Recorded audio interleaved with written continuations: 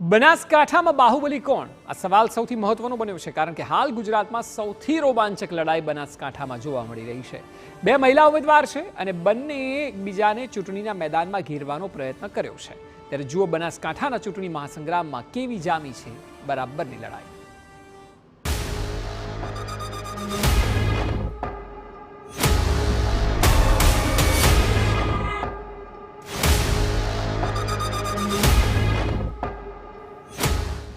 બનાસકાંઠામાં જેમ જેમ પ્રચાર યુદ્ધ આગળ વધી રહ્યું છે તેમ તેમ તેજ થઈ રહ્યા છે રાજકીય હુમલા.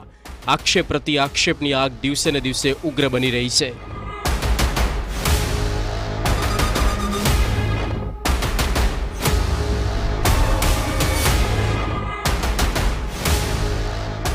બનાસકાંઠામાં જામ્યું પ્રચાર યુદ્ધ.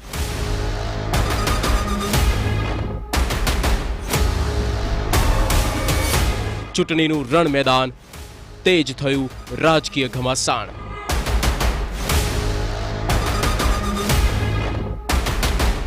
ઠાકોર વર્સિસ ચૌધરીનો સૌથી મોટો જંગ.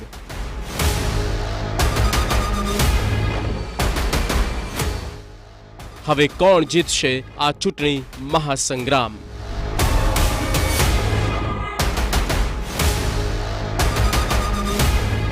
કોંગ્રેસે જ્યારથી બનાસકાંઠામાં ગેનીબેન ઠાકોરને ઉમેદવાર બનાવ્યા ત્યારથી બનાસકાંઠાના એક ગામડાઓમાં જઈ રહ્યા છે ગેનીબેન. ક્યારે મામેરું ભરવાની હાકલ કરી, ક્યારે બનાસની બેટીને જીતાડવાની અપીલ કરી. બનાસકાંઠામાં ગેનીબેન પોતાની તરફી માહોલ બનાવવાની કોશિશમાં છે. ભાજપના એક પ્રહાર પર ગેનીબેન પ્રચંડ પલટવાર પણ કરી રહ્યા છે. ગઈકાલે જ્યારે રેખા ચૌધરીએ શિક્ષણનો મુદ્દો ઉઠાવ્યો તો તેના પર પણ પલટવાર કરવામાં ગેનીબેન વાર ના લગાડી. આપના આશીર્વાદ વતી જીત્યા પછી મારે દિલ્હીમાં જવાનું થશે અને અધિકારીઓ જોડે હિન્દી અને અંગ્રેજી ભાષામાં કામ લેવાનું થશે. ત્યારે હું ઉચ્ચ શિક્ષિત હોવાના કારણે મને હિન્દી અને અંગ્રેજી ભાષાનો બહોળો અનુભવ હોવાના કારણે મને કામ કરવામાં કોઈ પણ તકલીફ નહીં કરવી પડે અને બનાસકાંઠાના છેવાડાના પ્રજાજનોના પ્રશ્નોનું નિરાકરણ રિઝલ્ટ હું બહુ સારી રીતે લાવી શકું. ગુજરાતમાં આપણા હાલના ગૃહમંત્રી કેટલું ભણેલા હોય, બીજા લોકસભાના સાંસદો જે છે ઉમેદવારો એ કેટલું ભણેલા છે, એ ભારતીય જનતા પાર્ટીના તમામ ઉમેદવારોનું એ નોટિફિકેશન જ્યારે બહાર પાડે ત્યારે આપણે અનેક વખત વિગતો આપણે સાંભળેલી છે. સારી વાત છે કે એ અંગ્રેજીમાં વાત કરે તો અહીંયા ભૂતકાળમાં 30 વર્ષથી અત્યારે ભારતીય જનતા પાર્ટીનું રાજ છે તો ક્યાંક ગવર્મેન્ટની ઇંગ્લિશ મીડિયમ કોલેજો કે ઇંગ્લિશ મીડિયમ સ્કૂલો ચાલુ કરી હોત તો નવી પેઢી ઇંગ્લિશ અને જે આપણી રાષ્ટ્રીય ભાષાથી જે વંચિત રહે છે એ વંચિત ના રોત. બનાસકાંઠાના ચૂંટણી રણમાં ગેનીબેન ઠાકોરે હવે સહકારી માળખાના દુરુપયોગનો મુદ્દો ઉઠાવ્યો. ભાજપ સત્તાનો દુરુપયોગ કરી રહી હોવાનો ગેનીબેનનો આક્ષેપ છે. ડેરી મારફતે ઉમેદવારના નામના મીઠાઈના પેકેટની વહેંચણી થઈ રહી છે. ભાજપના ઉમેદવારોને જીતાડવા માટે બનાસ ડેરીમાં કરોડોના ખર્ચા થઈ રહ્યા છે. જોકે બનાસકાંઠાના મતદારો અને પશુપાલકો પેકેટમાં નહીં વેચાય. સાંભળો બનાસ ડેરીને લઈને ગેનીબેન શું આક્ષેપ લગાવ્યો છે. સહકારી માળખાનો ક્યાંક ને ક્યાંક દુરુપયોગ થઈ રહ્યો છે.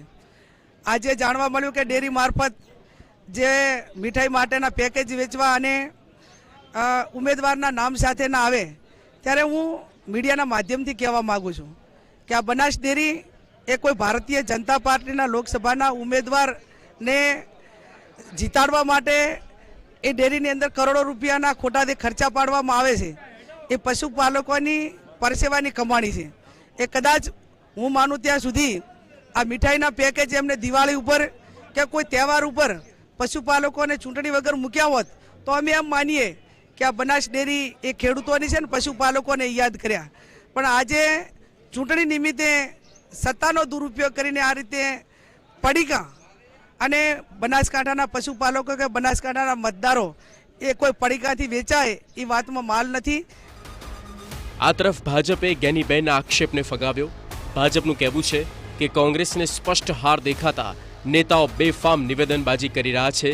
કાશી વિશ્વનાથનો પ્રસાદ બનાસકાંઠાના ઘર ઘર સુધી પહોંચે તેવી વ્યવસ્થા કરવામાં આવી. પ્રસાદને પડીકા કહી કાશી વિશ્વનાથનું અપમાન કર્યું. કોંગ્રેસના નેતાઓએ પશુપાલકો અને મતદારોનું પણ અપમાન કર્યું છે, જેનો જવાબ જનતા ચૂંટણીમાં આપશે. આ લોકસભાની ચૂંટણીમાં કોંગ્રેસને એને સ્પષ્ટ હાર દેખાતી હોય. કોંગ્રેસના નેતાઓ બેફામ નિવેદનો કરી બનાસકાંઠાના ખેડૂત પશુપાલકોનું અપમાન કરી રહ્યા છે. હું આપની સમક્ષ ન કહી શકું એવી હલકી ભાષામાં એ લોકો વાત કરી રહ્યા છે, જેમાં એવું કહેવામાં આવ્યું છે કે પડીકા દ્વારા મતદારો નહીં વેચાય. આ પડીકા નથી, આ પ્રસાદ છે અને આ પ્રસાદનું અપમાન છે, કાશી વિશ્વનાથ બાબાનું અપમાન છે, બનાસકાંઠાની જનતાનું અપમાન છે. અને આ લોકસભાની ચૂંટણીમાં બનાસકાંઠા જિલ્લાના મતદારો એનો જડબાતોડ જવાબ આપશે. બનાસકાંઠા બેઠક પર ઠાકોર સમાજ બાદ ચૌધરી સમાજનો દબદબો વધુ જોવા મળ્યો, જેથી ભાજપે એક મહિલા ઉમેદવાર તરીકે રેખાબેન ચૌધરીની પસંદગી મહિલા વોટ બેંકને ધ્યાને રાખીને પણ કરવામાં આવી.